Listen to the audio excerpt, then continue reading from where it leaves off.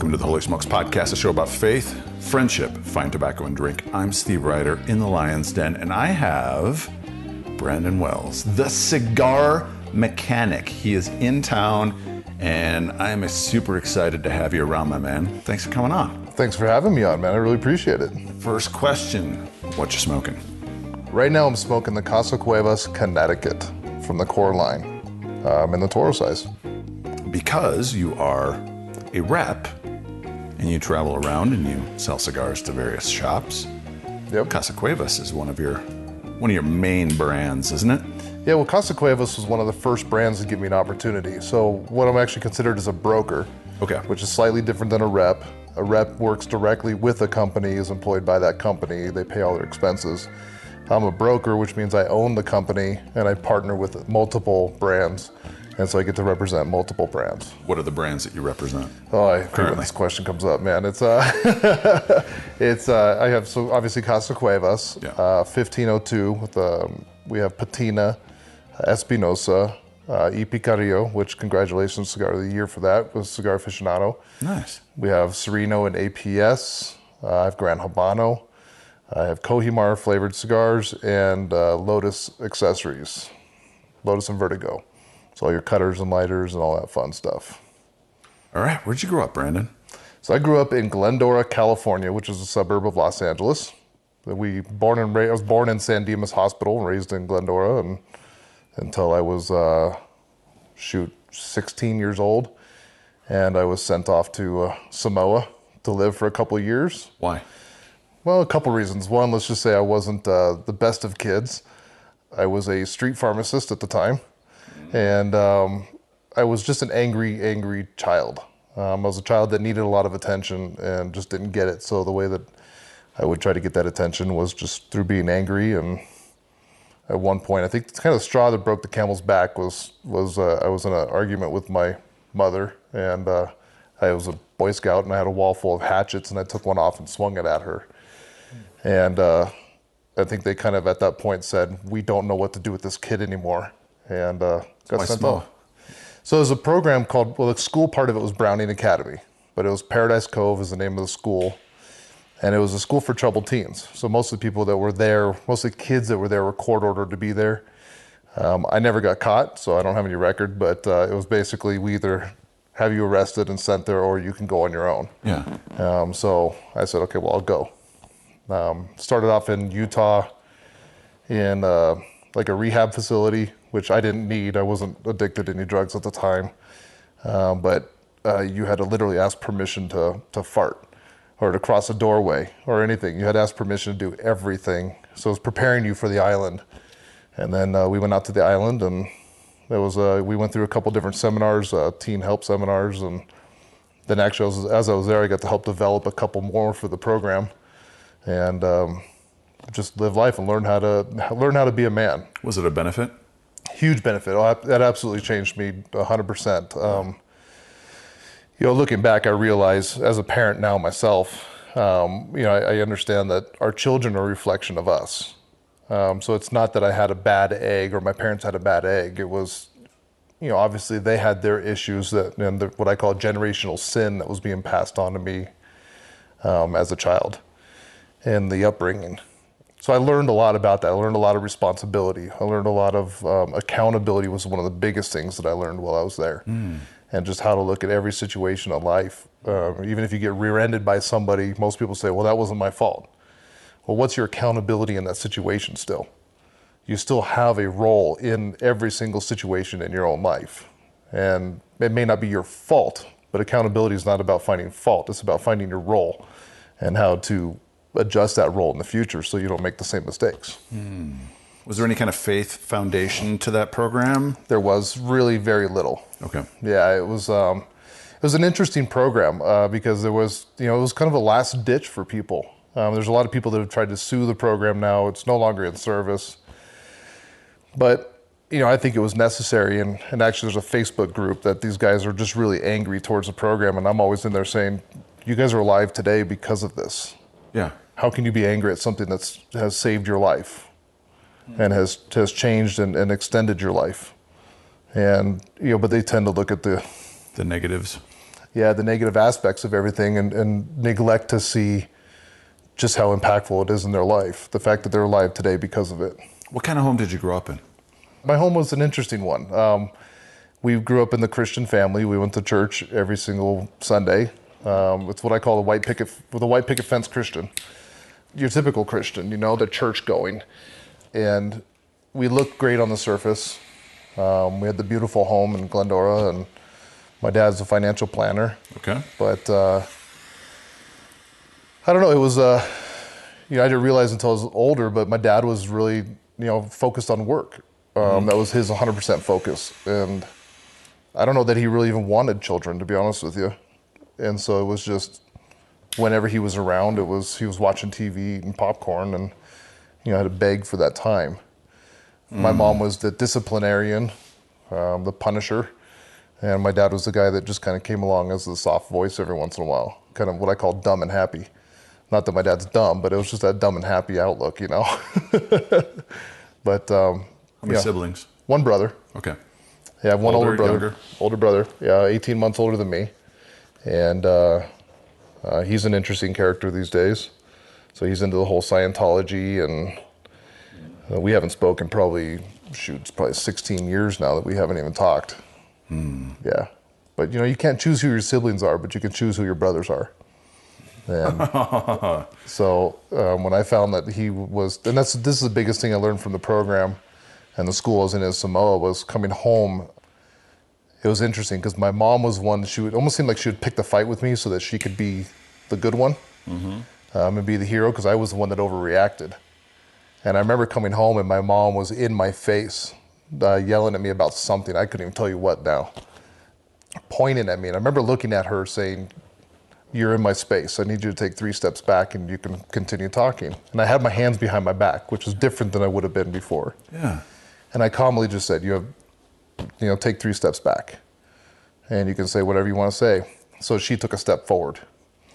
And I said, "I'm giving you another chance." And I know she heard that as, "Oh, he's about ready to pop." So she steps forward again.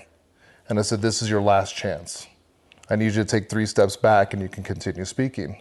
And now at this point, she takes one more step and she's almost touching my nose with her nose. Yeah, and yelling and pointing at me. And I remember keeping my calm, and I reach around and I'd been in Samoa carrying rice sacks full of sand, and I had gained a lot of strength while I was there. We lived off the land basically. And I reach around and I pin her elbows against her side and I pick her straight up off the ground. I set her on her bed and I literally counted backwards 3 steps. I said, 1, 2, 3, you may speak. And I put my hands back behind my back, calm as day. Never assaulted her.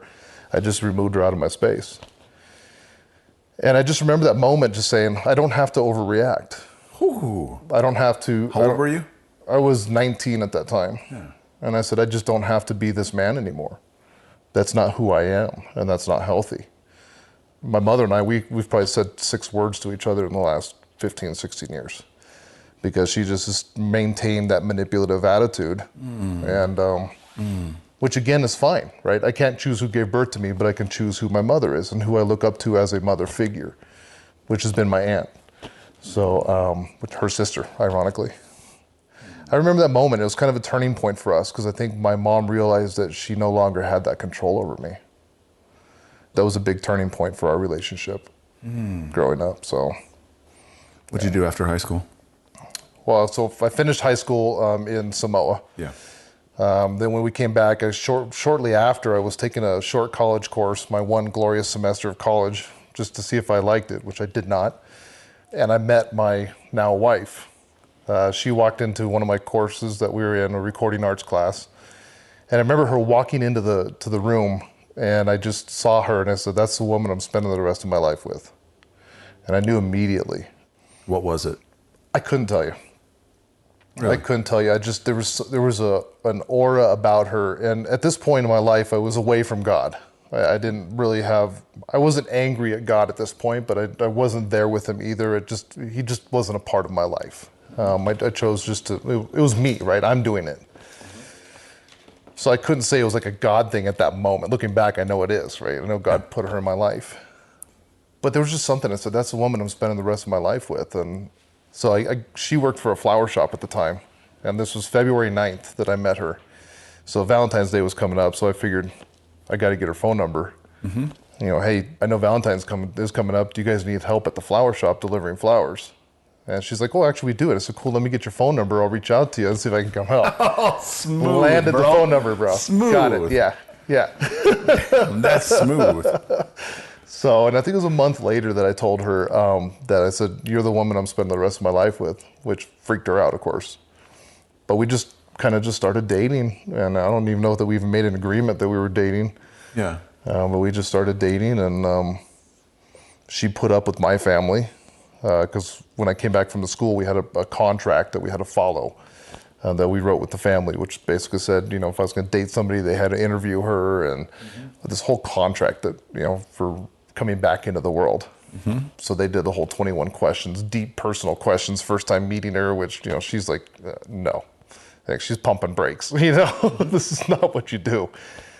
But for some reason, she stuck around with me.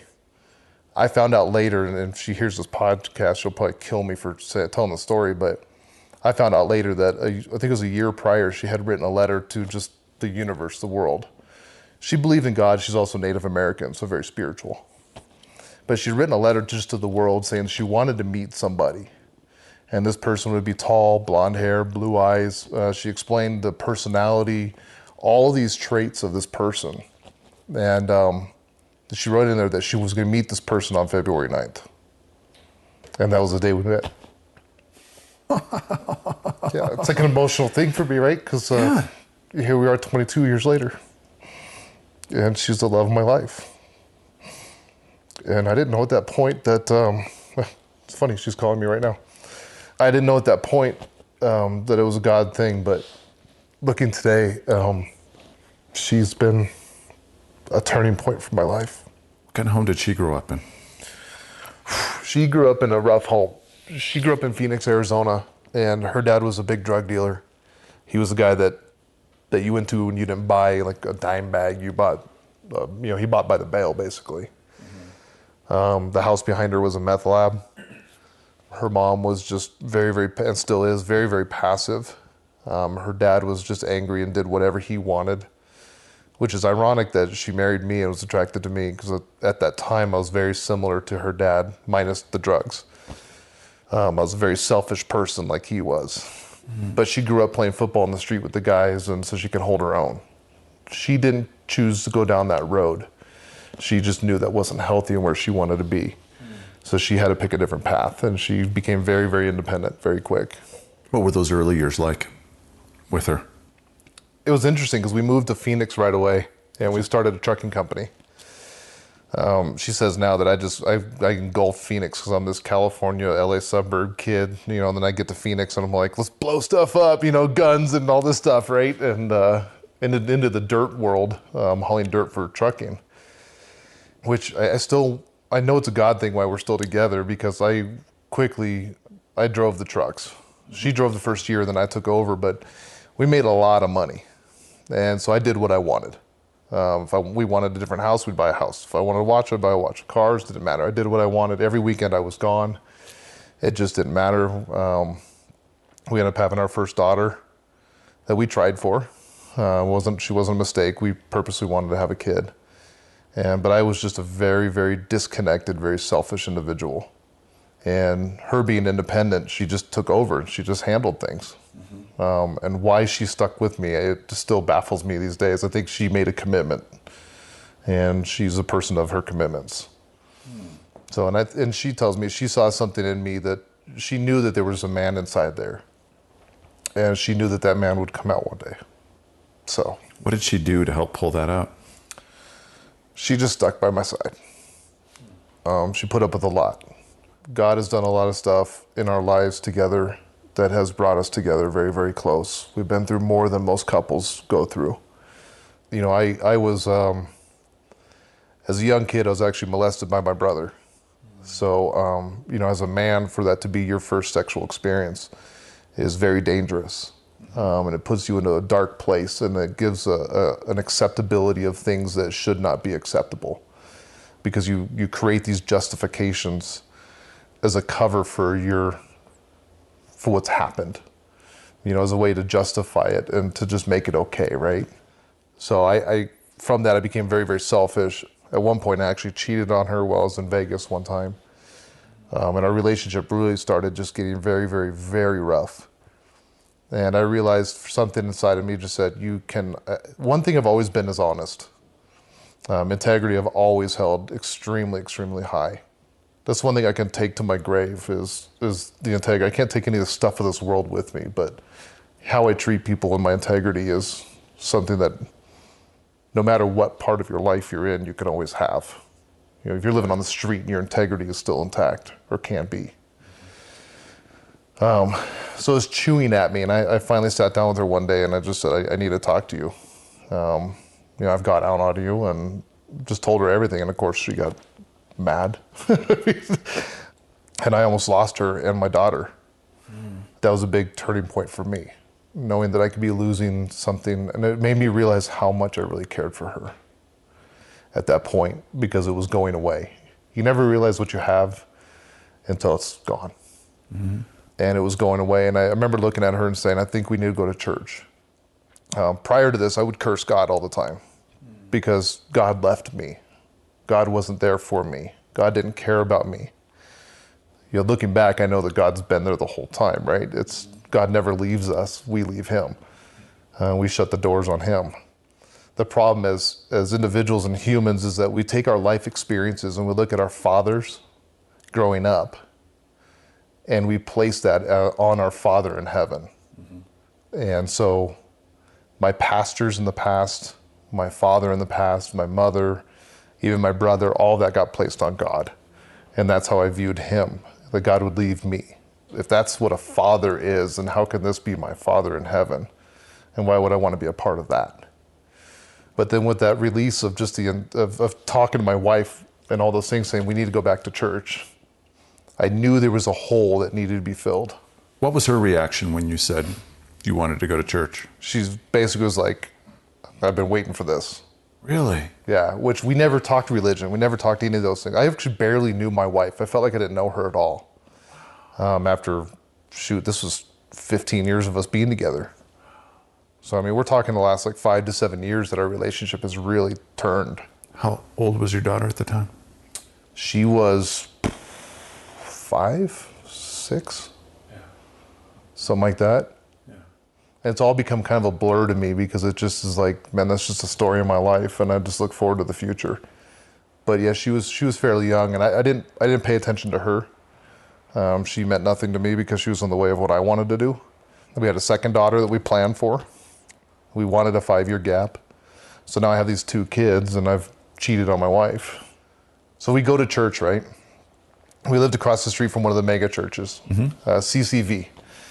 I always called it Christ Cult of the Valley because I could never get out of my, and I told this to the lead pastor, so I'm not saying anything I didn't tell, Don. Yeah. But, and he laughed. He's like, I got to use that on stage. I said, yeah, it's either Christ Cult of the Valley or cash, check, or Visa. And I could never get out of my neighborhood on a Saturday evening or a Sunday morning because there was so much traffic going in and out of this stupid building for all these minions that are believing in something that's out there, right? Yeah. So we go. And God is, this is, if you don't look at, who Jesus really is and understand, after he was crucified, he came back and he was a smart ass. And he pulled that one on me. We go to church, and my number one thing I hate about the church is the financial aspect of it. I've been an entrepreneur all my life. I know business. I see the business side of the church. I hate it. Tithing. Give us your money. So we go to church, and we've got the day 4 of a 4-part series called Monopoly. Mm-hmm. What's day 4 all about? Tithing. I'm like, really, God? I come back to your home and you want to talk to me about the one topic I hate about your home? Really? I thought you wanted me back. What do you, you know what I mean? It's like, I hate spicy food, and somebody puts a plate of spicy food in front of you and you're like, I'm starving. I don't want this. I hate spicy food, So this was my first experience coming back to the church. Mm-hmm. I was actually such an angry person that my dad drove out from California just to witness me going to church. He didn't believe I was actually going. So I remember coming back from that and I looked at my wife and I'm like, ugh. I said, do you want to give it another chance? And she goes, yeah, we need this. So I said, okay, I'll go one more week. So we go to the next one, and it's a recap of the Monopoly series, mostly covering tithing. I was like, really, God? Seriously? Are you trying to like say, no, don't come back home? But I remember also looking at my wife at the end of that series, we were in the alternative service where you didn't pass around the basket. They had a little pod you'd go and deposit your check in if you wanted to tithe. No obligation. And I remember looking at my wife, and we were broke at the time. We were just disgustingly broke. We had nothing. Where was the trucking company at that point? We had sold that, and we had moved up to Oregon and come back, and we were, basically on the verge of bankruptcy at that point, which is crazy. Growing up in the financial planning world, and then being at 24, making $500,000 a year with 4 companies, and then seeing all that crumble, that later on showed me that when you try to do things on your own, you can kind of see where they end up. You're only so strong by yourself. And so she said, she says, absolutely, let's give it a chance. So we wrote a check that we couldn't cash. Something like $230, $240, something like that. Yeah. And we went and deposited it in this tithing thing. And I said, all right, God, I'm giving you a chance. I'm testing you. Which I know is funny, right? But I think he's okay with that in those moments. And I said, I'm willing to take this chance with you. That's exactly what Gideon did. Yeah. Twice. Right. So we did that. And it was interesting because we didn't really do our books. We really didn't even want to see our numbers at that time. They just were not pretty.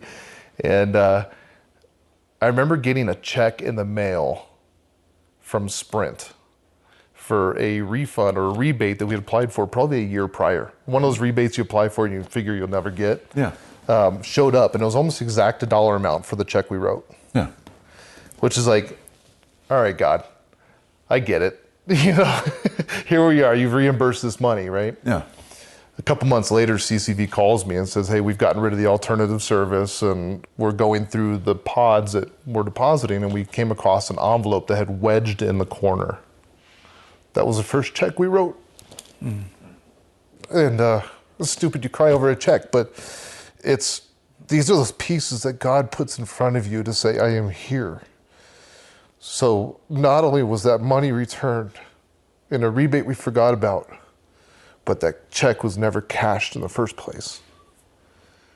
And the church called me, which most churches would not do. They would just find a check and go, woohoo, money, and throw it in an account, right?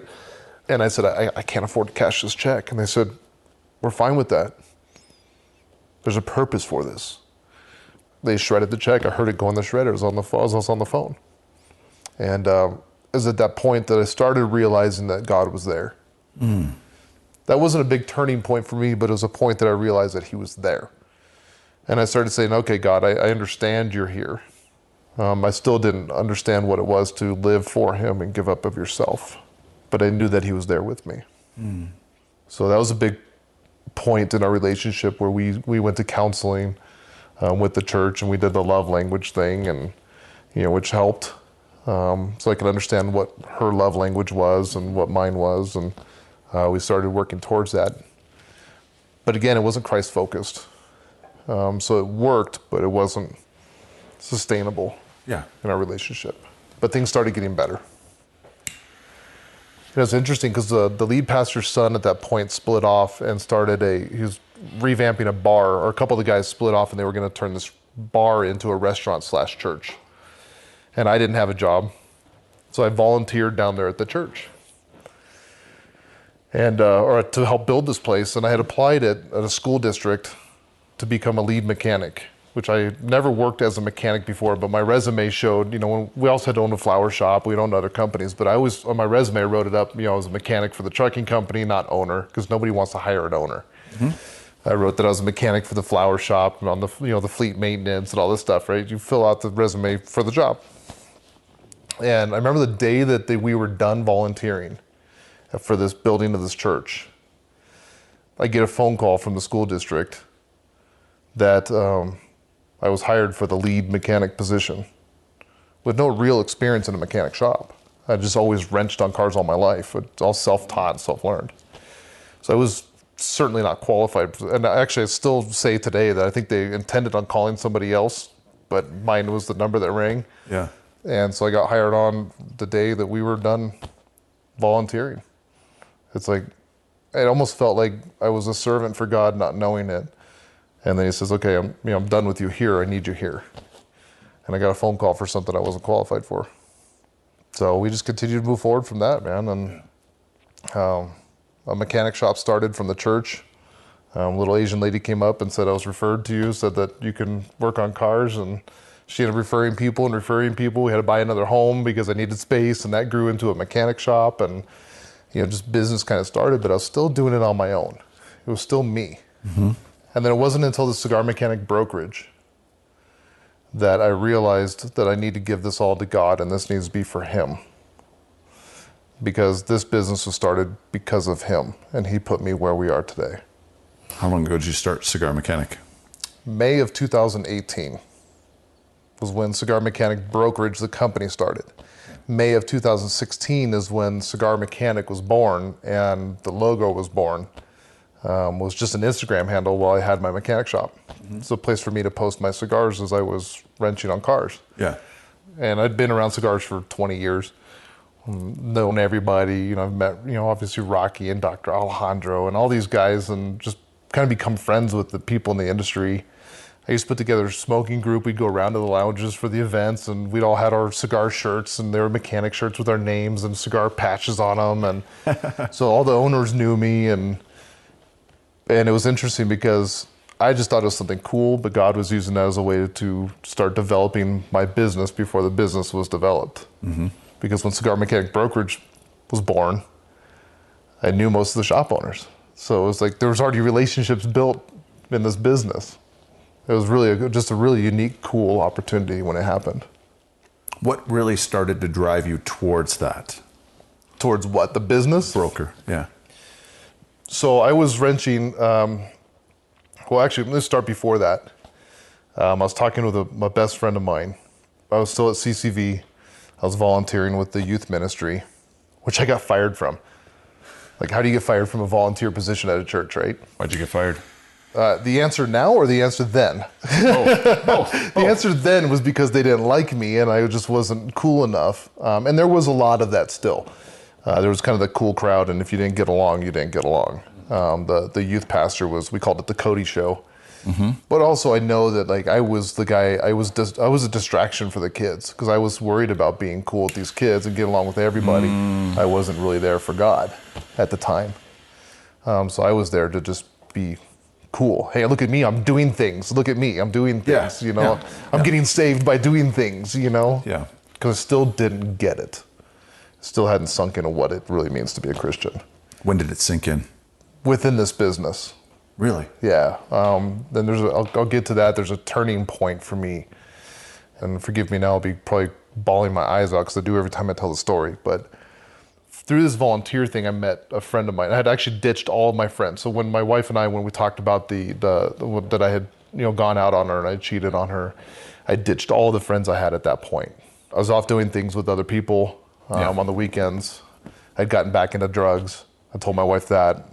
I was doing a lot of cocaine on the weekends. And, you're a 24-year-old kid making $500,000 a year in the trucking world as a selfish individual. You party all weekend and you can afford it. So that started when that turning point came, I ditched all of my friends and I started hanging out with people from the church. And a good friend of mine, Paul Kane, who's a very unique individual and I love him to bits. We went to go move. We finally bought a home. Mm-hmm. We were going to move, and he asked one of the guys that was volunteering with the church also, Jason Laidlaw, and said, hey, my buddy's moving. Do you guys want to come help? And Jason, just being Jason, was like, yeah, sure, we'll come help. He pulls up with a whole clan of kids. He's one of these guys that's adopted kids, and they've all kind of lived with him. He's kind of been a father figure. So he's got all these teenagers. This, like, literally a Suburban pulls up, and like 9 people get out of this Suburban to help us move. And I know he saw me and knew who I was from the volunteer. We didn't know of each other. But he's basically saw me as like, oh, it's this guy. Because he saw me as this distraction. I was the annoying dude there, right? But he still helped me move. Yeah. And we became best friends at that point.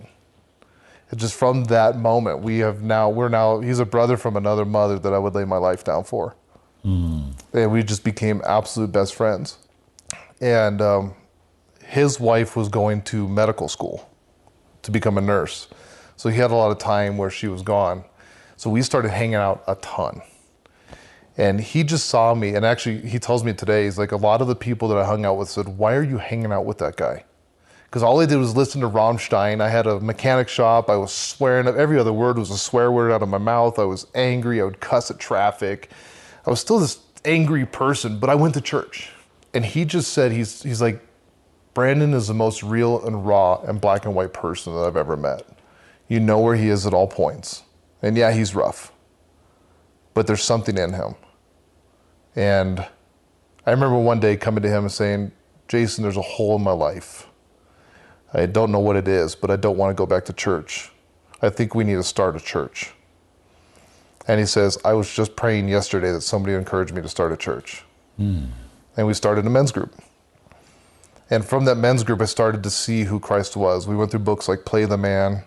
We went through John Eldridge, a bunch of John Eldridge stuff, a bunch of these different books. Currently going through Bondage Breaker. So these things that talk about what it really is to be a man, not in the world, but what Christ sees as a man.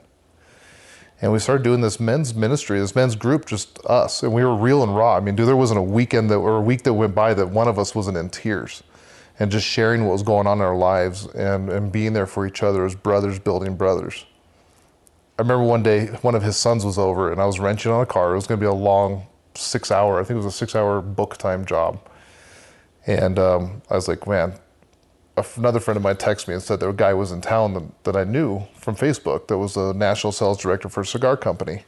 And I was so bummed because I couldn't go because I had this 6-hour job I had to get done. And I got the job done in an hour and a half. And done right. So it wasn't just, it fell together, just one of those things. And I've always kind of had a knack where I could look, because I wasn't, school trained. Yeah. I could look at these cars and just go, okay, that's the part that needs to come out. There's a hole, let's get it out of there and let's just figure it out. So I got done in an hour and a half and I looked at Alex, Jason's son, and I said, I guess we're supposed to go to the cigar event and meet Oliver. And he goes, yeah, you think? And so I jump in the shower, get ready, and we shoot over there. And I remember driving down the road with tears in my eyes talking to him. And he's telling me, he goes, when are you just going to let go? When are you going to let go? And I was like, I am sick of my life. I'm so sick of the struggle. I'm so sick of the battle. And I remember flying down the freeway at like 80 miles an hour to get to this event, not even looking at the road, just looking straight up. What was it that you were struggling with? The anger, Just the anger, the aloneness. I just felt like everything was a battle. Every time I moved forward, I would fall back. There was just never an opportunity to continue to grow. I mean, we were living off of, I had sold the mechanic shop at this point because my wife had surgery and we were done. I got nothing for the shop. I sold it for $5,000. And I think I owed like $10,000 in bills. And so it just felt like everything that I did was just a battle and a struggle. And I just couldn't get to where I saw myself being. And it just felt like everything, I just always felt alone. And I felt there's just something that just wasn't right in my heart. And I was tired of fighting myself. So there I am flying down the freeway and I said, again, I challenged God, right? I said, God, if you think you can handle this life, good luck. It's yours. I'm done. I give up. And I remember saying that. And Alex looking at me going, it's about time. I didn't even look at the road, dude. I wasn't even looking at the road. It didn't matter. Yeah. Because I was just done. I said, I am so sick and tired of this life. If you think, I think, and excuse my French, but I think the literal words were, if you think you can handle this piece of shit life that you've dealt me, then good luck. And I was angry. And I was hurt. And I think God said, hold my beer. Because we get to Ambassadors, Cigars, and I go into the shop and there's Oliver, and he does the typical thing, hey, I'm Oliver, typical sales thing. Mm-hmm. And I said, I think we know each other. Are you Havana Daydreaming on Instagram? He goes, yeah, who are you? And I said, I'm Cigar Mechanic. He's like, dude, no way. And we sat down to talk for 2 hours. Had nothing to do with God. But he says, I'm looking for a rep in the area.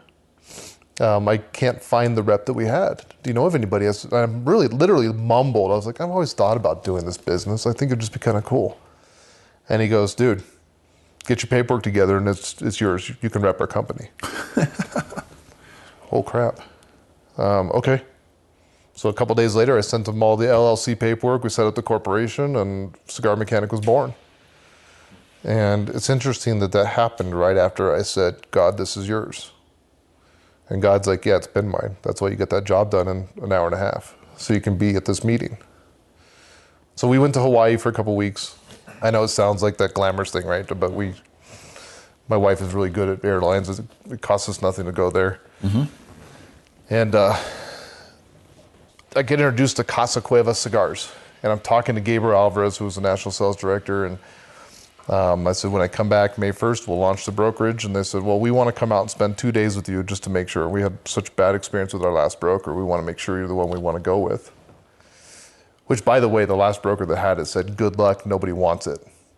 He had it for 8 months, opened one account, said, good luck, nobody wants this cigar. These are fantastic sticks, bro. Every single Casa Cuevas I've ever had has been a good stick. Right.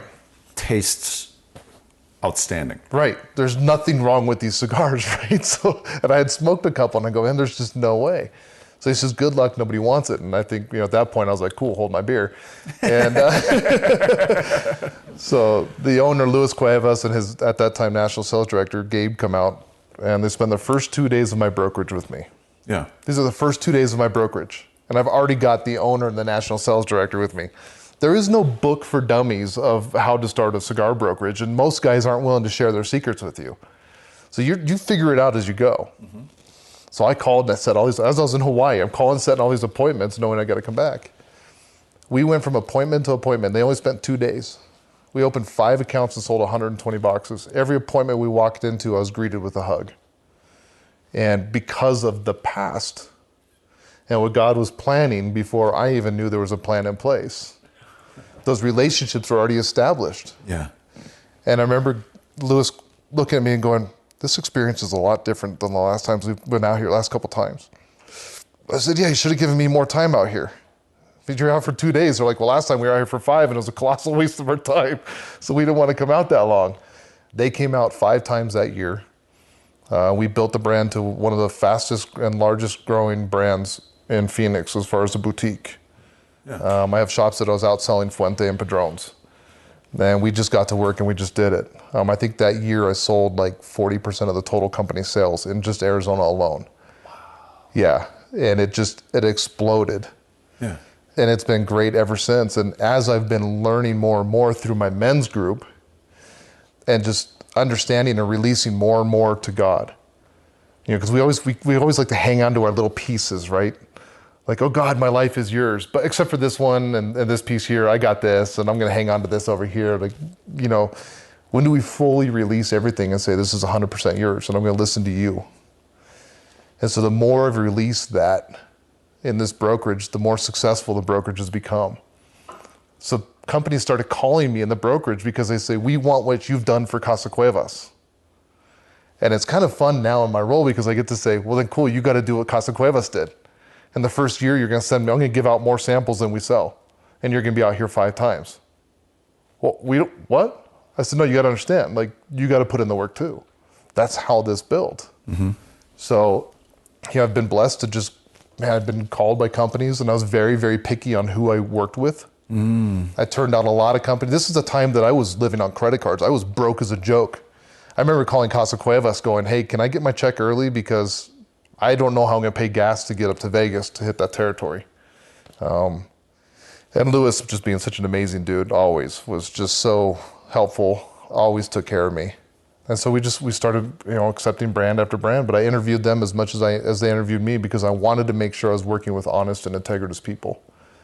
I didn't want to represent anything I didn't believe in. And I didn't want to represent anybody that I couldn't put in my car and put face to face with a client of mine.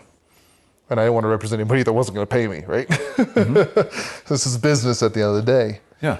So now I'm so incredibly blessed because I have relationships with all these guys and they're just all amazing individuals that make great, great cigars.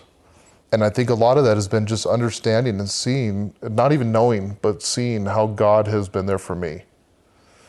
and how that needs to affect my relationships here on earth. Because we're put here to be Christ-like and to be like him. And how do we exude that as best as possible? How do we show that in every possible light? Now I have these, man, it's amazing. I have these meetings that are cigar meetings. I mean, I was telling you that yesterday I was sitting in a meeting. I ended up crying with my customer. I'm in tears because I'm just talking about this story and sharing what's gone on in life. And she's sharing with me what's gone on in her life. And we're in tears together talking about this stuff. And then we talked like 10% of the conversation was cigars, and we did orders, and we were done, right? But these relationships have just been so beautiful, and I feel so blessed to be a part of all of this. How has your relationship with your wife morphed and changed to where you can say with tears in your eyes, she's the love of your life, your best friend? What practically did you do to get because I guarantee you there are guys listening right now that they're where you were 7-8 years ago, and they're on the verge of just saying, I give up. I don't know how I'm going to do this. Yeah, it's been interesting because it's been long but quick at the same time. Because I think there was a building up in our relationship before we knew it. But really, one of the first things I did with my wife was just admit that I needed help. And just saying, I need your help. I want to change. I want to spend, and getting deep in my heart that I actually, back from the day I first saw her, that I wanted to spend the rest of my life with her. That divorce was not an option. Because that was an option prior, and it wasn't for her. I remember even saying to her that we can get divorced because we were fighting so much, and she's like, that's not an option. So her strength was just phenomenal. So number one thing was being vulnerable with her, admitting my faults, understanding that I needed help, asking her to be patient with me in that growth and in that change, because it doesn't happen overnight. I've been developing these habits for 30 years. I'm not going to change them overnight. There's a process to it. So asking her for that support and that understanding was one of the big things. I think the biggest thing in our relationship was me being there for my daughter. This is the one that chokes me up the most because I didn't care. I saw my daughters acting out. I have the two daughters. My youngest is my little holy roller. She listens to Newsboys, and Jesus this. If I'm crossing the Hoover Dam and I'm like, look, there's the damn water. You make the Hoover Dam jokes, right? And we're crossing the damn bridge, And she's, Dad, you can't say those words. She's always been my holy roller, right? But my oldest was acting out, and I know why now, because I was never there for her. And I'll tell this story is, we found out that she had been on Snapchat with some boy at school. And we found the snap, and my wife was livid. And this is when we finally started working together with the family, right? She shows me the Snapchat thing where there had been pictures sent back and forth. My daughter was talking about that she was doing drugs, which we knew she wasn't. She was talking about that she was, that she had had sex, that she'd done all these things, which we know none of this had actually happened, but she's saying these things for acceptance. I remember looking at that and just saying, man, she's so broken. What have I done? Ooh. That hits hard. Because remember Samoa? Learning accountability? God's got a plan bigger than me. And he knew what I was going to be approaching. So to sit back and say, what have I done? Is huge.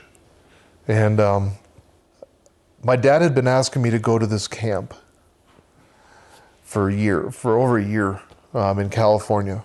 For Freedom Outreach is the name of the camp, and they're based on John Eldridge's teachings.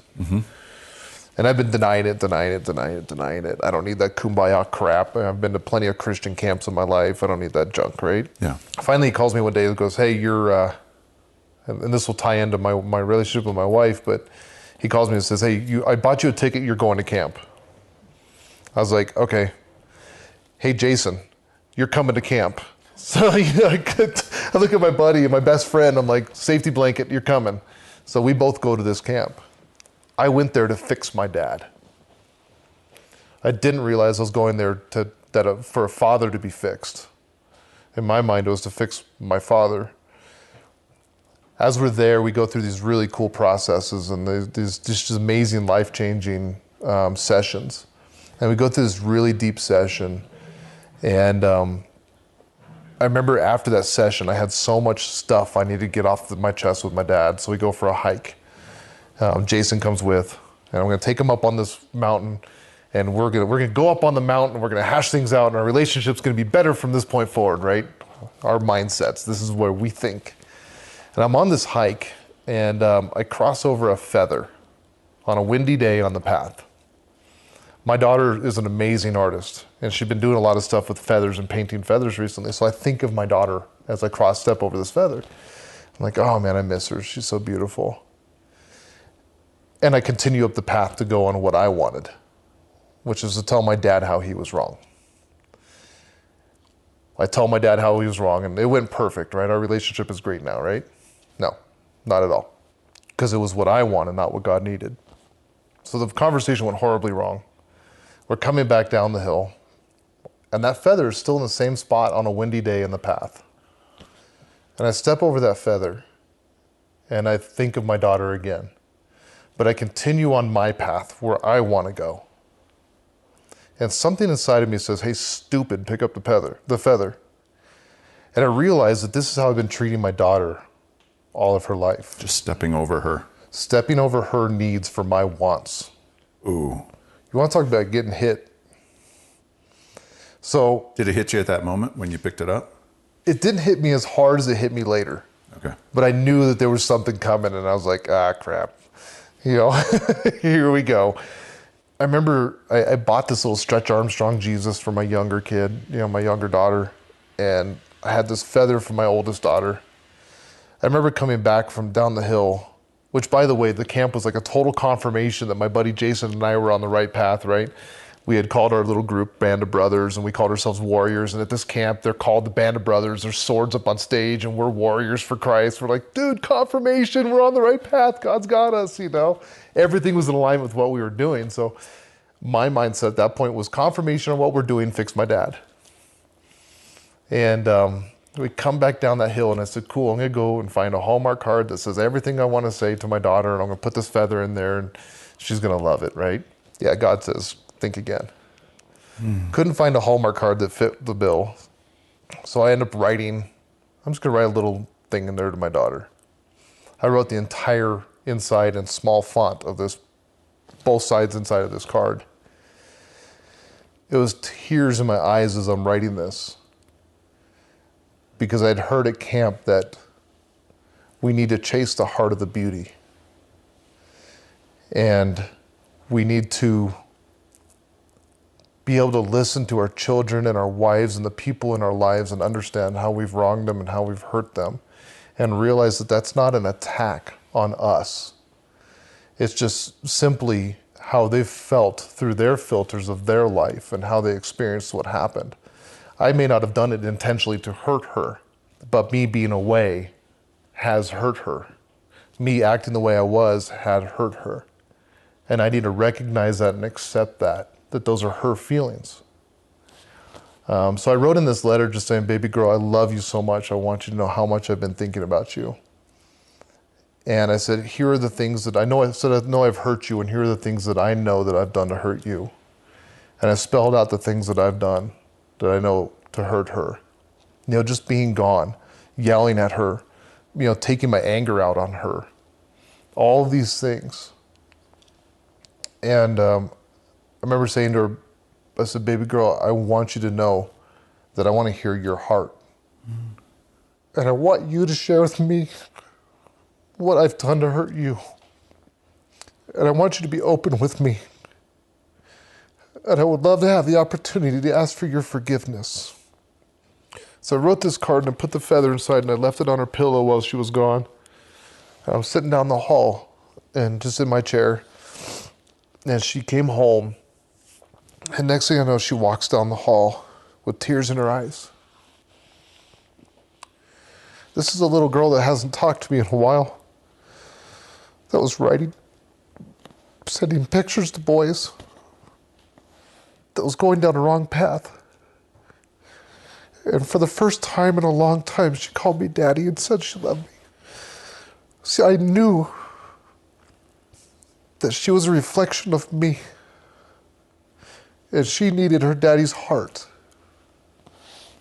I didn't need to be a father of the world where I told her what to do.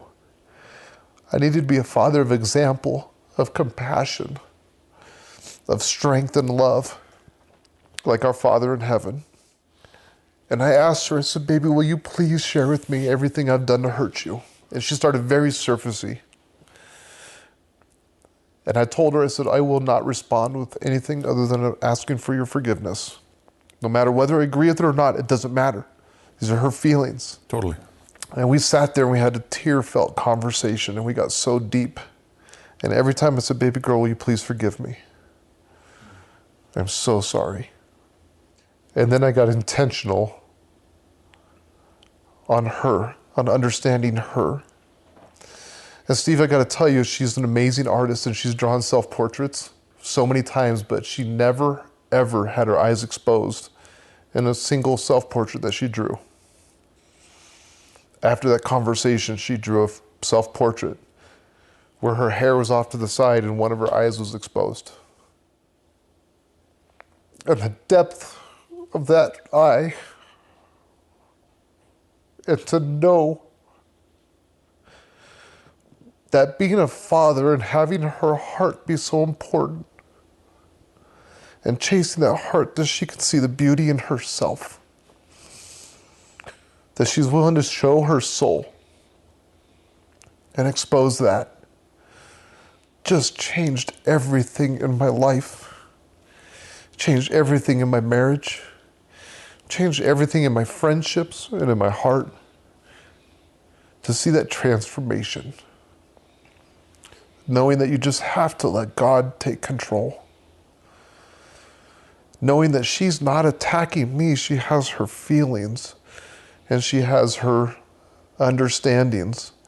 This is a kid that told me she didn't know if she believed in God. Mm-hmm. And I don't blame her, because I'm her example of a father. And now we actually get to have conversations about God. She went on from struggling through school to finishing high school early. Mm. She started a job at Target at age 16 and a half. She bought her Jeep. She bought her truck. We worked on the Jeep together. She's gone on trips with me. We spent time together. I asked her how her day was. And I'm still certainly not perfect by any means, but I've made her important in my life. And I've chased the beauty in her heart. She's my little warrior princess.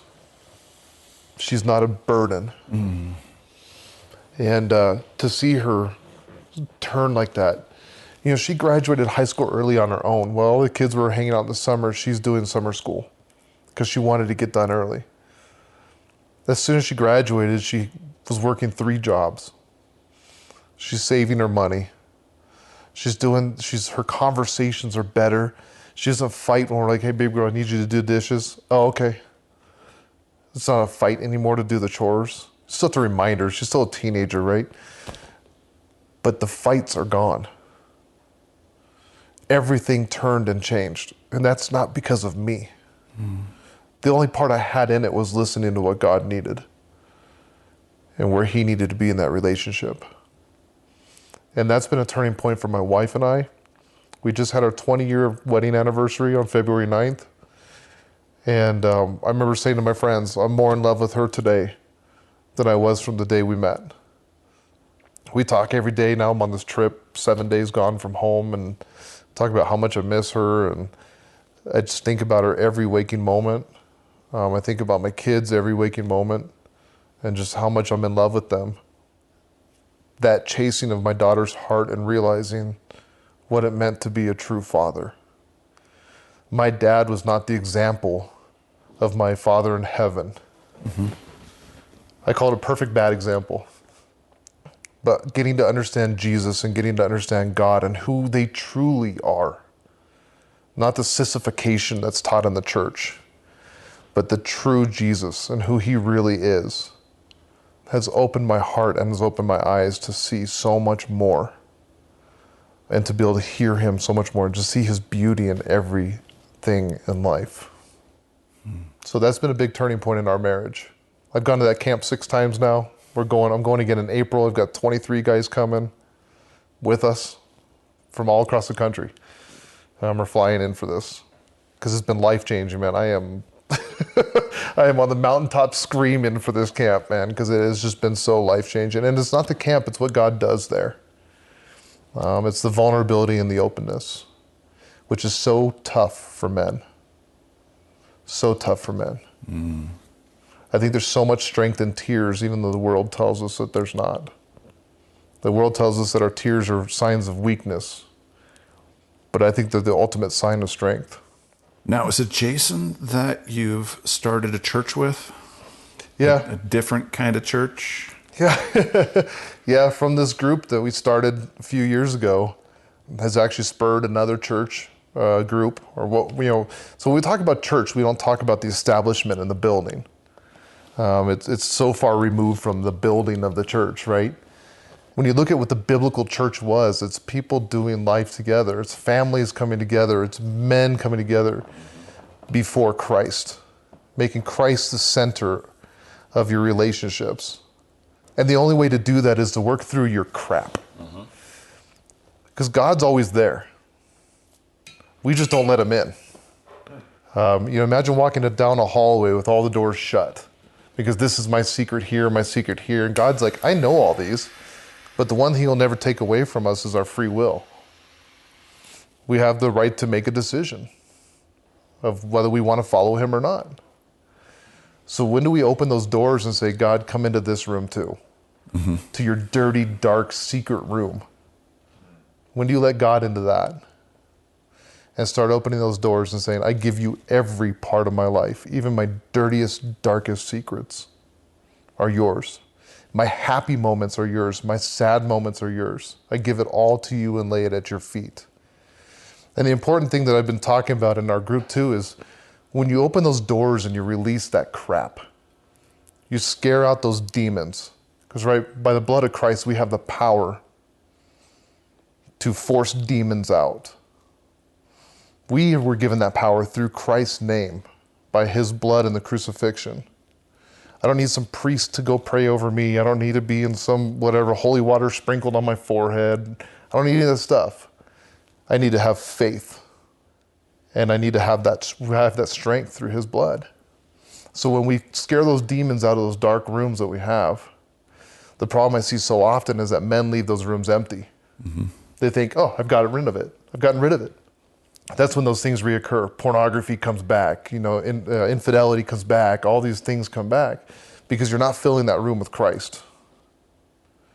So you may scare all the demons out, but what are you filling it back up with? Because when you leave it empty, that's a space for demons to come in. And so we're teaching these things through this church and our church is basically men getting together. It's called House of Rejects. And we're planting the home churches the way it was originally intended, and men are getting together and becoming vulnerable and sharing their lives. I know in our group the impact it's made in my life, being able to just shed a tear, become more vulnerable. I'm not embarrassed to cry. I think the story is so powerful. And actually for me, when I tell the story of my daughter, the moment I stop crying, I need to look deep inside and ask, why are you telling that story right now? Because that passion of the story and the truth of the story goes away. It just becomes a story. It's no longer a testimony. So I want to make sure I always have tears in my eyes when I'm telling the story of my daughter and that feather. Because that is my testimony. It's been life-changing and it is an emotional moment. Right? So it's teaching men that we can be that way, and that's okay. It's laying down these things at the foot of the cross. It's holding each other accountable in these groups. So we have a Wednesday night group that gets together in my cigar lounge at home. We smoke cigars together. Wonderful. Then we do Jesus. And then, of all things, online Facebook, which is used for so much evil, spurred another group, which is called Unfinished Men. And it's 8 of us across the country. We get together every Saturday morning, and we do life together over internet, over Google Meets. All those guys are coming out to the camp. And we just do life together. And I got to tell you, with that group in the last 4 months, because Jason and I have learned a lot in this last couple of years developing this. And it wasn't something we were even purposely developing, it just developed. It was God, right? In this group that we have on the Saturdays, I'm seeing these letters come across from some of these guys. They're sharing their lives with us on a daily basis. And they're sharing, my wife left this letter for me saying how much she loves me and how much of a different man I am. Ooh. These men are getting their lives back. They're getting their wives back. They're getting their children back. We're inspiring each other. This isn't me sitting here preaching at anybody. I was laughing about it the other day. I said, wait, I started a church. Does that make me a pastor? But I don't want to get up on a pulpit and preach. These men need to grow together. Christ will do the work if you allow him. And so it's allowing him. It's breaking down the crap and the barriers that we've put between us and Christ and saying, God, come in and do the work. One of the things that you mentioned as we were talking before we recorded, this isn't just a once a week thing. This is daily. You guys are using like Marco Polo and WhatsApp and daily talking to each other and checking in. And explain for those that don't know what Marco Polo is and how you guys are utilizing that in WhatsApp. And then if someone is listening and they want to get plugged in, they want to check you out, how do they find you? Yeah, so Marco Polo is an app that was that's just designed simply as you do a video message and you send it. You can do groups or to individuals. Yeah.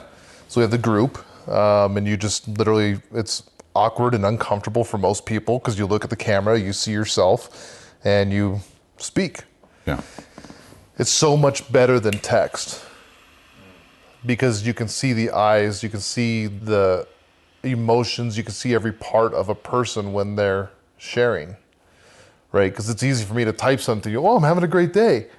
But if my head's down and my eyes are closed and I'm looking depressed saying I had a great day, I need my brothers to call me out on it. Be like, bro, that doesn't look like you had a great day. You might want to tell your face. So to have that visual between each other and you can send those messages and then you can get to the messages whenever you want and you respond and it's in this group. That's the Marco Polo app. And we do that we encourage everybody on a daily basis to be on that. And it's interesting when you don't see somebody for a couple days, you'll see one of the guys come up and go, hey, so-and-so, where are you at? We're calling each other out. It's interesting to watch these men become leaders. Because see, the online group was started by a buddy of mine, Travis, that I met through a Facebook group. And he says, dude, I'm so sick of the church. And I said, start your own. And he goes, what? I said, start a group. Well, I don't know what that looks like. Cool, I'll help you. So we started this group. Yeah. And these guys have all taken leadership roles. Every one of them. There is no leader of this group. They've all taken the leadership roles for each other. Because I'm in no higher position than they are. They hold me accountable just like I do for them. Yeah. And that's the beauty of it. This isn't the pastor that we put up on a pulpit and we go, look at that guy, he's so great. And then he goes home and, beats his wife and goes to the strip club. I'm not saying every pastor's that way, but you see so many Christians that way that profess Christ with their lips, but they deny him with their actions. Ooh. And so what we are doing is encouraging us as men to profess Christ with our actions. And it doesn't mean, oh, I helped the lady across the street today, so I'm going to heaven. It's how do you live your day-to-day? What's your language look like when you're speaking to people? People look at you and say, why are you so happy? Are you saying because I won the lottery? Or are you saying because I feel blessed? Because I have God in my life? And so it's interesting because the Bible says we'll be rejected by the world when we live for Christ. And I'm okay with that. I'm not here for the world. I can't take the world with me. And when I pass from this earth, I can't live with the world. I can live with Christ. And so, how are we leaving an impact on this world before we leave, before we go? And my feeling is if I can help one person to become a man or a woman, which we're going to be working on developing some women's ministry stuff too. But as a man, I'm not going to be in that place, right? That's not where we're called to be as men. But if I can impact one man, who's that man going to impact? And it's interesting because I see so many quote unquote pastors that they talk about, I've brought this many people to Christ, I've opened this many churches, I've done this many, I have this many in my congregation, and they're all about these stupid numbers. I don't care. If one man, if God can work through me to change one man, maybe that's the one man that goes and works through thousands. It doesn't have to be me. I don't need the golden trophy as a person that brought the most people to Christ. What I want to be is the man that helped at least one person walk so close with Christ that they can feel him at every moment of their life. They can praise him with every single thing they do, every spoon of cereal they eat. They thank God for it. Because I got to tell you, Steve, I've been in a situation where I actually felt God. And when I mean felt God, I felt him physically. This is stuff that I didn't like the heebie-jeebie stuff, right? Like I grew up as a kid thinking somebody was looking at my window all the time and freaked out. I even remember saying, I don't want any of this stuff near me. If you're floating around, spirits, whatever, get away. You be behind me, I don't want to see you. And I was in a church at one of their camps I'd been invited to, and they'd started, it's weird, you walk into this building and it was so empty. And by empty, I mean there was no spirit. It was empty, it was void of the spirit. I remember being in their service, and realizing my hand was on my gun, and I was looking for an escape. I wasn't listening to the sermon. In a church service, bro. Mm-hmm. That's not cool. We go through a session where they're talking about salvation, and they say the way you know you're being saved when you learn to speak in tongues. And they start doing the session, and I'm like, I'm out of here. But something said, stay. Remember the power of Christ. And I stood in that session, and everybody's, you stand up and you're praying to God and asking for him to bring you the gift of tongues and all this kinds of stuff. And these guys are speaking in tongues all around you. And it turned to this just massively demonic feeling thing. There was spirit in the room, but it wasn't good. And I remember just praying. And it's so funny because at that moment, that little kid of me that comes out that wants that acceptance, that little kid, that desire to be accepted comes out. And I remember they were saying, just speak out in tongues. You'll learn it. Just speak out in tongues. And I remember just to myself saying, just speak gibberish. Because then they'll leave you alone. Yeah. And I went to go speak gibberish because that little kid wanted to. And I heard something that said, be silent, my son. What? Be silent, my son. So I didn't speak. And I feel a hand on my shoulder and just gibberish. It always sounds like Arabic to me when they're doing this stuff anyways. It's so weird, right? Just speaking in tongues, singing, somebody touches me and was praying over me. And then I hear again, my little kid comes out again. Just say what the prayer you're saying right now, because the whole time I'm saying, Lord, protect me. Through the power of Jesus Christ and your blood, I know I have your protection. I know that I cast out these demons. Through the strength that was given to me by his crucifixion, his blood, I cast the demons out. You have no control over me. And my little kid saying, just mumble what you're saying. Be silent, my son. So finally I start praying, Lord, what do you need me to hear? And another hand touches me. The stuff, right? And I hear, be silent, my son. I'm proud of you. That hits. Mm-hmm. That hits any man. To hear your father say, I'm proud of you. That's what every little boy desires, right? Then I feel a hand hit my chest. And this is silent. And I knew who it was. Because my whole body turned to fire. And I just got hot and started sweating. And it was a physical person. I knew who it was, but they weren't speaking in tongues. And I started just praying. I was like, Lord, protect me. I'm getting weak. I'm in this battle. Protect me. And I remember praying and saying, I am so weak. And at that moment, I feel a hand on my shoulder, on my left shoulder. This was different. There's no footsteps leading up. There's no footsteps going away.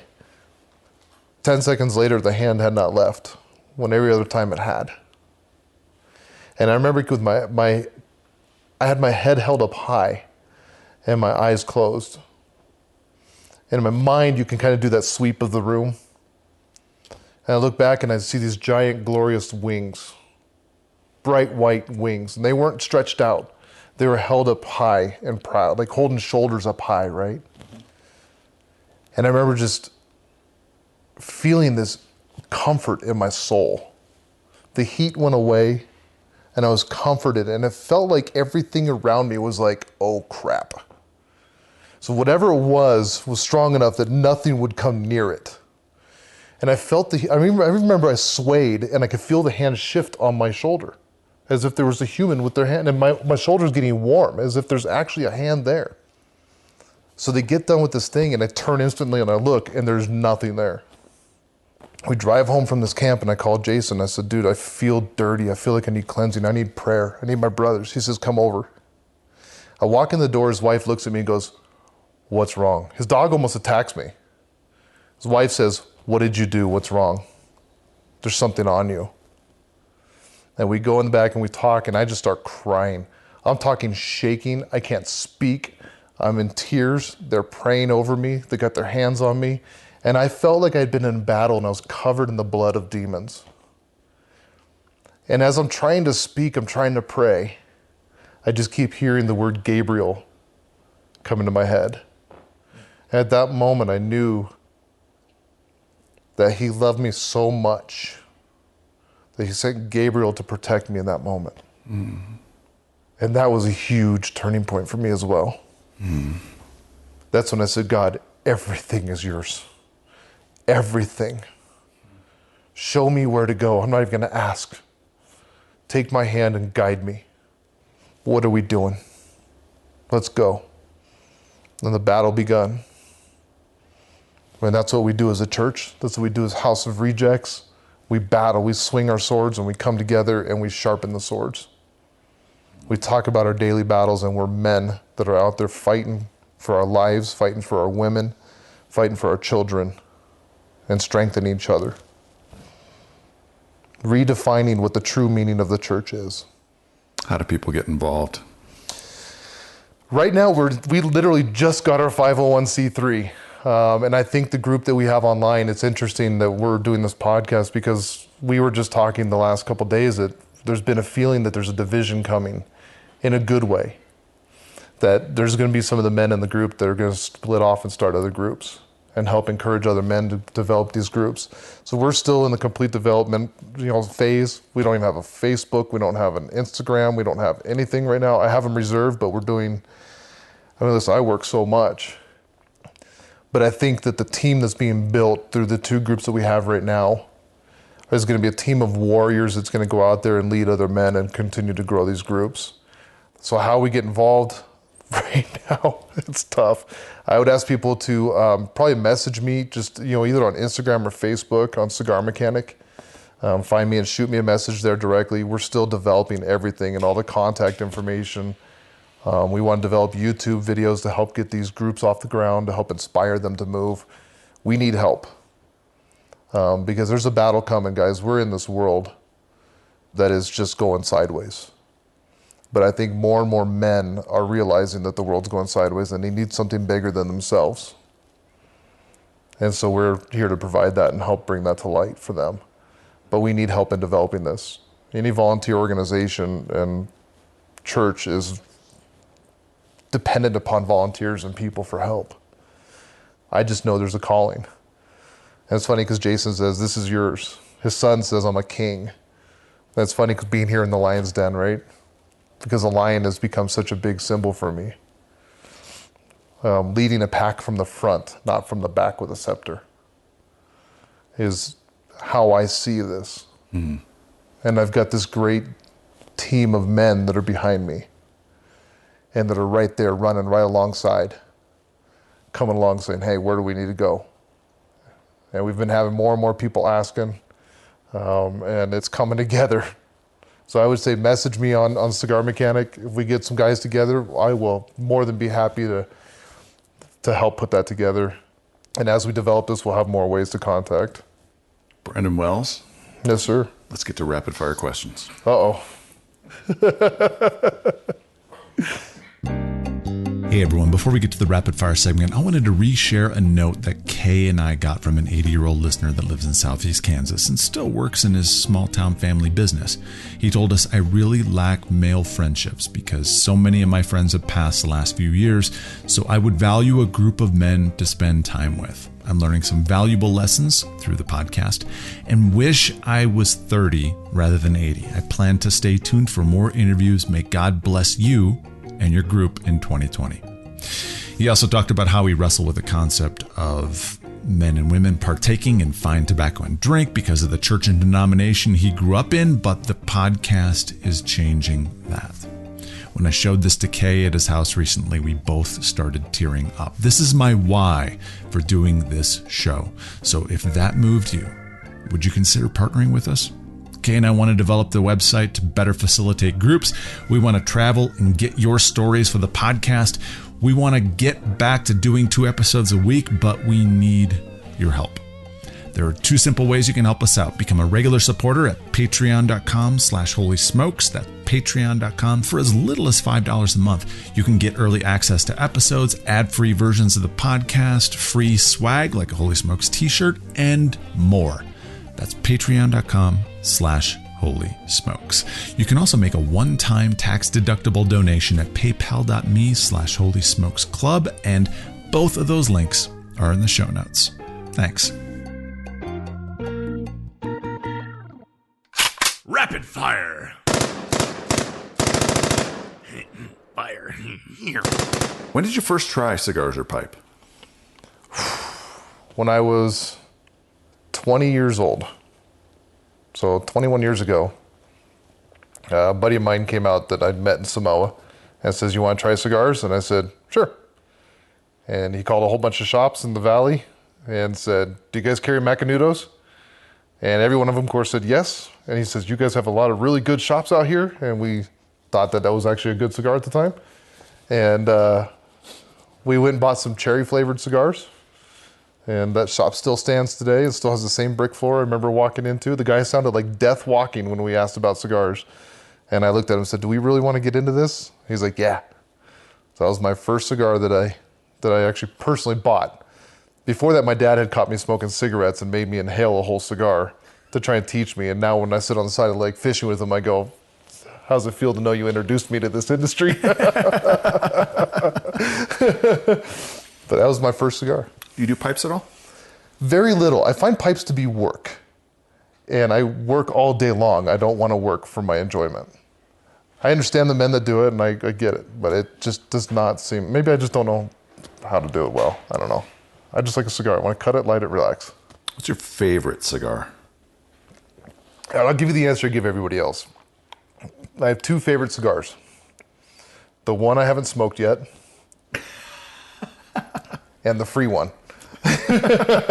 Those are my 2 favorite cigars.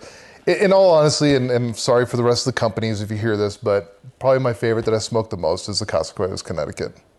And I think, interestingly about cigars, is more people smoke the band and the relationships with that cigar manufacturer than they actually smoke the cigar. To me, I have so much happiness with Cuevas and the way that they introduced me into this industry and allowed me to, and gave me that chance. Yeah. That smoking that cigar just brings me back to that every time. Cigars are about memories, dude. Totally. Yeah. What's the most expensive cigar you've ever smoked? Oh. That's interesting because sometimes I don't know the price of these cigars that I smoke. I don't know what they cost because they're given to me at trade shows or in different places. But what's the most expensive cigar you've ever purchased then? Probably $20. Yeah. I just don't see spending over that for a cigar. It just, price doesn't dictate quality. But I think the Bahiques go for like $100 or $150. I smoked one of the Cuban Bahiques that was gifted to me. I actually have a couple of those. It's probably one of the most expensive that I've smoked, maybe. Best dollar for dollar cigar? Probably Conclave, Connecticut. That's why I smoke it so much. And in this role, it's really hard for me to answer some of these, right? Because I've got companies that I'm working with, but I just love that Connecticut, man. You can smoke it any time of the day. It's very flavorful without having to have a ton of strength. I smoke 6 to 12 cigars a day, so I'm not going to smoke all full-body cigars. Yeah. I smoke mostly mild. What's your favorite liquid pairing with your smoke? Just water. Sometimes coffee. I don't drink a ton. I don't drink a lot of, I went through my whole drunken phase, and I don't drink a ton of liquor. But yeah, just water. Most interesting person you've ever met through cigars? Interesting as in like eccentric interesting or just interesting overall? Both. Probably the most eccentric, interesting person I've ever met would probably be Jonathan Drew. He's just an interesting character. Kind of like a cigar Jack Sparrow almost, you know. You're just kind of like, why are you wearing a scarf in the summer with tinted sunglasses indoors? So he was an interesting one. Aside from that, I just have been so close with the Cuevas family that I've learned their history and their lineage, that I've gained so much knowledge from them that they're probably one of the most interesting people. And it's not like they've led like super interesting lives. It's just they've opened up to me, so I get to understand where they're at, where they are, and where they come from. So I derive a lot of interest from them. I just spent so much time with them that. Best place you've ever smoked? The side of Green Valley Lake, fishing with my dad. My relationship with my dad right now is a big struggle. But all I desire is for my dad to desire to know me and who I am as a man today, that I have become, instead of the child that I was. But every time I've sat on the side of that lake, we went there, he took me there as a kid, and every time I sit on the side of that lake, even in silence, with just, my dad doesn't smoke cigars, but even in silence, just smoking a cigar brings so much happiness to my life. Probably second to that would be Dominican Republic with the Cuevas family. Most memorable cigar experience? The first one. The flavored, chasing down a cigar and smoking a flavored cigar with my buddy Jared, who's like a brother from another mother, just because that whole experience. I think everybody remembers their first one. That's definitely my most memorable cigar experience. Second to that would be when I blended my own cigar down at the Cuevas factory in Dominican, sitting around at dinner in an outdoor dinner venue.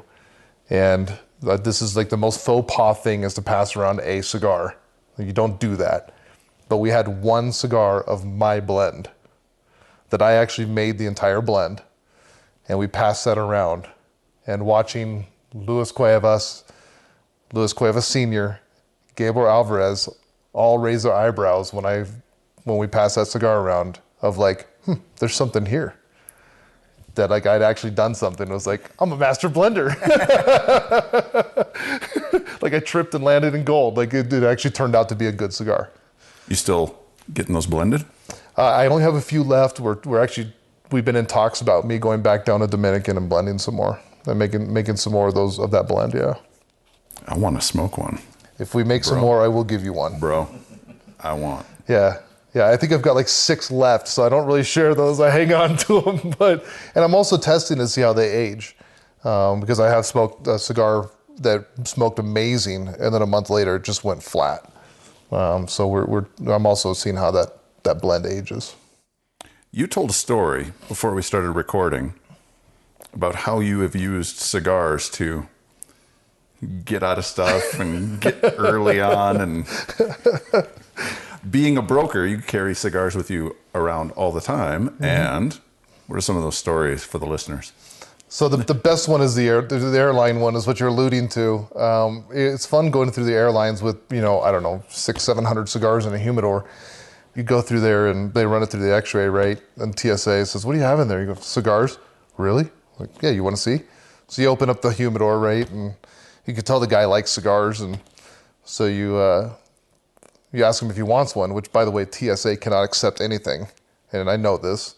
So you got the humidor open, they see all these cigars, you go, hey, you want one? They're like, yeah, well, we can't accept gifts. And you just, I know, and shut the thing and lock it, right? Just for fun. Kind of be a jerk, I guess.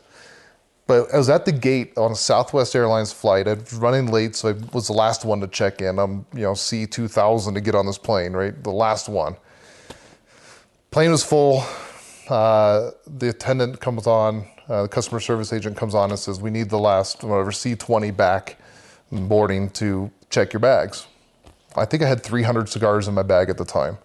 And I have a soft side bag.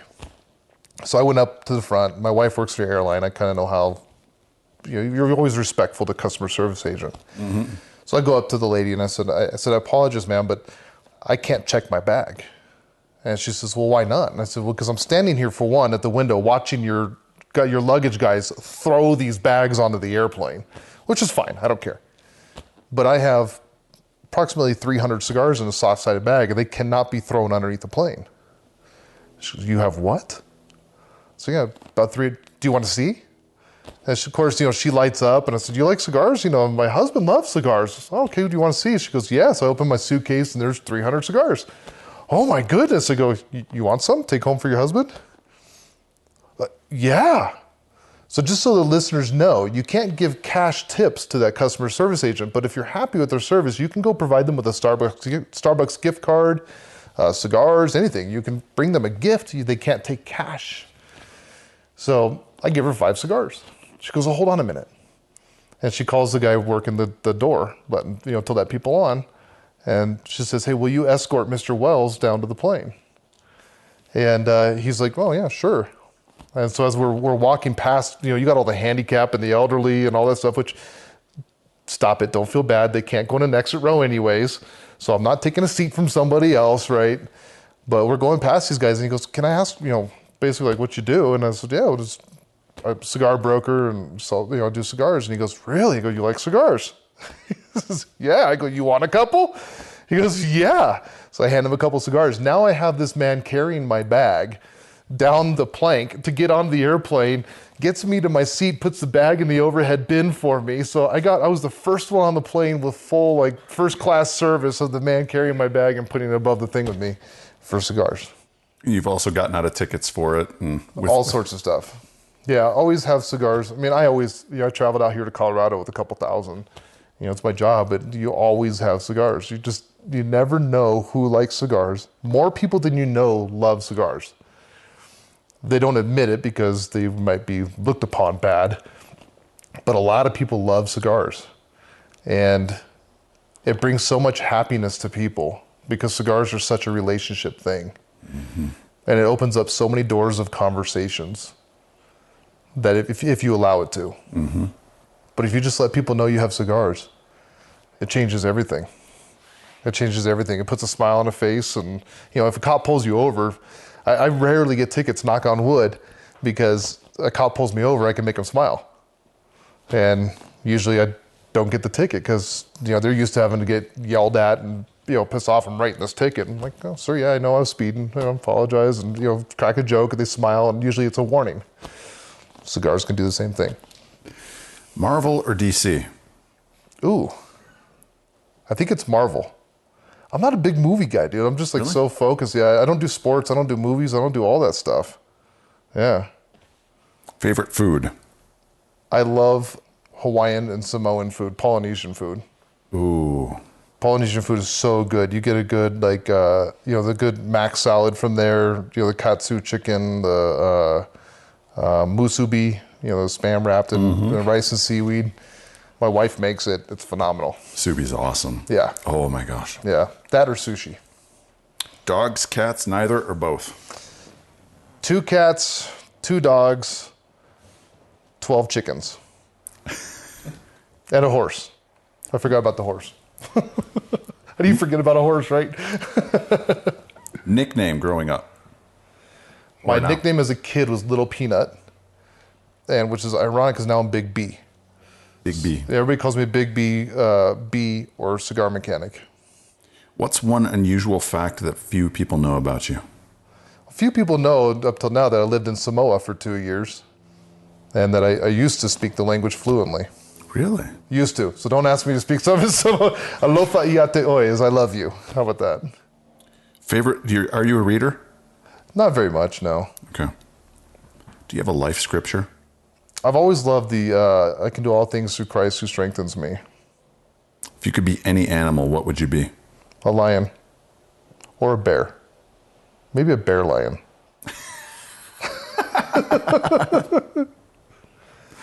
Are you an early riser, a night owl, or are you normal? Is there a normal? I believe I'm normal as a night person. Okay. Actually, I love it. My wife gets up at around 2:30 to get ready for work. That's about the time I'm usually getting ready to go to bed. And so I love it because she tells me about her previous day and it helps put me to sleep. If you could live anywhere, where would you live? Samoa. 100% Samoa. Ooh. Yep. Describe it. Samoa, so there's American and Western. I grew up in Western. And so it's still villages. I really took to the culture there. You're somebody in the village next door to you gets married, you give you present a gift to that village. The thing I love about it is you bring over your best pig, not your worst. You cook that pig, you take care of it, and it's your best that you give. When we went back there to get married, my Samoan father, the man that Lua, who I just found out has passed away, he offered me his home. He offered me his home, which was right on the ocean, which is a thatch roof hut, right? It's a concrete floor with pillars and a thatch roof hut. And he says, I'll give you my home and I'll build one on my plantation. And if you like that one better when I'm done building, you can have that one. You can take your pick. That's just the type of people they are. Ooh. It's about neighborly. It's something that unfortunately our world has let go and needs desperately to have back.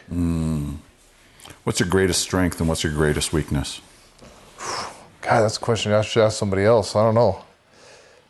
My greatest strength has always been my words, my ability to get along with anybody, to talk, to understand. I've always been able to just talk with anybody. My greatest weakness? That's an interesting question because it's changed so much in the last couple of years. My greatest weakness for the longest time was my lack of confidence in who I was. And I've found so much strength in him that has just gone away. And I feel like as long as I live for him, that there is nothing that can't be accomplished through him. So I think my greatest weakness is just the internal battle between the spirit and the flesh. And I feel like I'm getting stronger and stronger every day in recognizing that battle and allowing the spirit to win over the flesh on my daily decisions. Who's been the greatest influence in your life? Initially, I would say Zig Ziglar. When everybody else is listening to Led Zeppelin and whatever else, I'm listening to Zig Ziglar growing up as a kid. I just remember, you've got to have goals, and hearing him with that. One of the phrases that was actually put up on the marquee at my junior high was, it's your attitude, not your aptitude, that determines your altitude. And that's always stuck with me. And that just goes so much to the spirit too. I don't care how much you know the Bible and how scholarly you are. What's your attitude towards your faith and how you practice that? That's what matters. I'm not a guy that can read and remember these things and just quote verses and pull all this stuff out from what I do, but I find myself speaking from what I've heard and from what I've read in the Bible and allowing God to work through me, just because of the attitude of faith. Who's the first person you think of when you hear the word successful? Probably Jason. Jason's not rich, but he's wealthy. He's extremely wealthy in the spirit. He'd probably be my second most influential person in my life. I take that back. He's probably my most influential because he makes me cry. I feel like I owe that man my life because he gave me back my desire to be with Christ. He gave me back my family because of his example. And because of the man that he was. And he has his struggles and he has his battles. It's interesting. He was my Paul, right? And we had a conversation a few months back and he goes, man, it's interesting because you're my Paul now. And he feels like I'm guiding him. In a way, I've surpassed him in my walk, right? It's not a competition, but he feels like he's looking up to me now. But that man stuck with me when nobody else would. And believed in me, man, and just kept praying for me. Silently. Just knowing that one day there'd be this man of Christ come out. So yeah, he's probably my most influential. If a man makes you cry, that's a man that's influenced you. Final 3 questions. What does Holy Smokes mean to you? And how has it contributed to your spiritual journey? I don't know if you guys know, you and I talked about it, but Holy Smokes, It's interesting when we came down when Drew and I were out here that one time, and what was it called, the Conclave? The Conclave last year. And you guys welcomed us into your homes. It was just so powerful. We were going to go to one home, say hi to everybody, talk to Kay, and get out. We ended up at 3. Drove through the night, and it just didn't matter. We needed to get home, but it didn't matter how late we stayed because just the circle of men was just so amazing. I see all these broken hearts coming together as whole men and being able to be there for each other. And through that, got introduced to Core, the book that we now use for starting our groups through House of Rejects. Tim Phillips. Got introduced to him, and it was interesting because we were talking about, I'd been talking to Jason about developing this curriculum for us to get these groups started of men to plant these churches. And Tim's telling me about the Core. And I said, pause for a minute. Let me tell you what we're doing. And it was just, they came together. And it was really cool because I said, says, how many books you need? I said, I need 12. And he reaches in a backpack, and that's all he had. And he hands me 12 books. So, people like Kay and just everybody I've gotten to meet, yourself, your story. Man, I look at the little battles I've gone through compared to what you've gone through. And how I cursed Christ in those moments, feeling like he fled me when I had actually fled him. To see your strength in that is an inspiration. Thanks, bro. Yeah, thank you. If you could have a holy smoke with any 3 people throughout history, living or deceased, who would they be? Can't name Jesus. Oh. Can we name anybody in the Bible? No, Zig Ziglar would definitely be one of them. Geez, Abraham Lincoln would be another one. Ooh. I've always loved the Lincoln debate. The art of debating was really cool. I'd probably have to think about the last one. Because that's, I don't want to cheese out and just go with 3 biblical people, right? I don't know, because I've gotten to have just moments with so many great people. I'd have to think about that last one. All right, last question. If we were to meet 1 year from today, and I got a bottle of whatever it is that is good for celebrating, bottle of champagne or whatever, what are we celebrating? I don't know that it's a particular moment. I think it's just celebrating life. And I want for the rest of my life to be celebrating the freedom of hearts and souls of men. I want to forever celebrate that. I think there's so many great moments in history, but at the end of the day, none of that matters. What matters is the hearts and souls of men and women and their walks with God. Because I truly believe that I could live in a dumpster and have everything taken away from me that I hold as in this world as mine, that really doesn't belong to me. We're stewards of what's been given to us. So to see men's hearts just be freed and to be good stewards would be, I think, an excellent thing for us to just pop a cork and celebrate. Brandon Wells, the cigar mechanic. Thanks for being on the Holy Smokes podcast, brother. Thank you, brother, man. Much love to you. Thank you so much.